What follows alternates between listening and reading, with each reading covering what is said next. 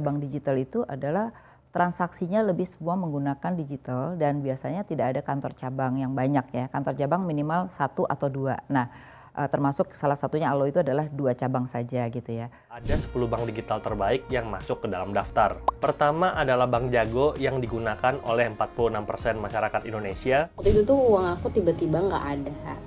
Padahal require terakhirnya tuh pasti kan paling atas tuh ada pencairan senilai 100 juta. Tapi kalau misalnya ada transaksi apapun, kalau misal ya harusnya kan setidaknya di 100 juta ya.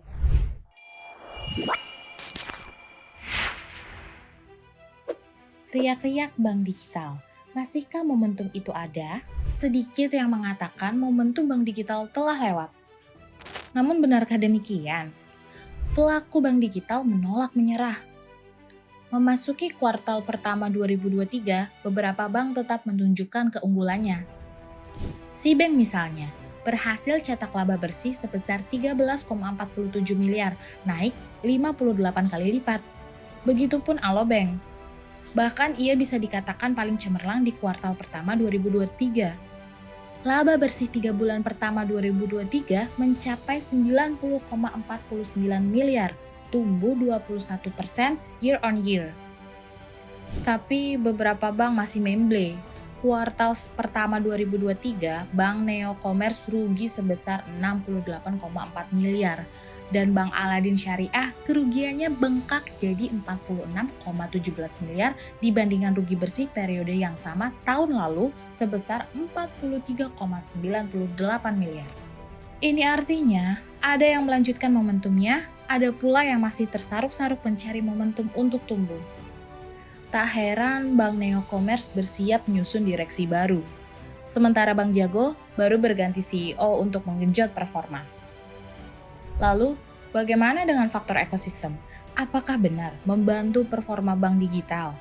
Apakah yang memiliki ekosistem paling komplit dan canggih selalu meraup cuan lebih banyak? Pada laporannya, Juristech menyebut bahwa dukungan perusahaan yang sudah mapan dan memiliki ekosistem bisnis yang signifikan serta substansial menjadi faktor utama yang mendorong kesuksesan bank digital. Pada kasus Cbank dan Alobank, hal itu terbukti. Ekosistem Shopee dan Citigroup membantu mereka. Tapi tidak semua bisa demikian. Buktinya, Bank Jago yang memiliki ekosistem terbesar melalui PT Goto Gojek Tokopedia Tbk belum mampu menjadi kampiun di antara bank digital lainnya. Yang menarik, di tengah pergulatan bank digital yang beradaptasi pencari bentuk, bukan berarti jagal perbankan digital kehilangan peminatnya. 3 pemain baru meramaikan persaingan bank digital di tanah air, yakni Superbank yang merupakan transformasi dari Bank Farma, Hibank, dan Bank Jasa Jakarta. Seperti para seniornya, mereka hadir dengan jualan kecapnya masing-masing. Mereka juga punya ekosistem yang oke.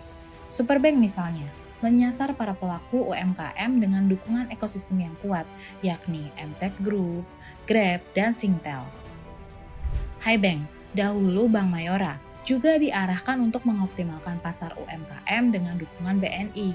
BNI yang mengakuisisi Bank Mayora pada akhir Juli 2022 menyebut Hibank memiliki misi menjadi bank yang dapat memperdayakan ekosistem UMKM di Indonesia melalui pendekatan komunitas pilihan. Sedangkan Bank Jasa Jakarta milik oleh konglomerasi besar Astra Group bersama Wilet. Dari ketiganya, 2 pemain baru tampak ekspansif. Superbank sebagai bank digital yang berada di bawah naungan grup Mtek terpantau makin rajin memacu ekspansi. Di antaranya menjalin kerjasama dengan PT Home Credit Indonesia berupa pemberian pinjaman modal kerja. Sementara itu, Hibank terus melakukan pendalaman pada sistem digital perbankan. Saat ini, aplikasi digital Hibank sedang dalam pengembangan dan akan memberikan solusi lengkap bagi UMKM tanah air. Adapun Bank Jasa Jakarta yang baru akan meluncur pada September 2023 juga bersiap. Astra akan menjadi Bank Jasa Jakarta sebagai platform digital service yang berfokus pada retail dan sektor UMKM. Bank ini akan menggabungkan ekosistem miliknya dengan ekosistem Astra Financial. Apakah para pendatang baru ini akan berhasil? Selain kekuatan ekosistem, kunci dari keberhasilan bank digital adalah sisi kekuatan modal. Yang lainnya adalah kemampuan menyeimbangkan pendapatan bunga dan sumber pendapatan lain, termasuk menekan biaya operasional.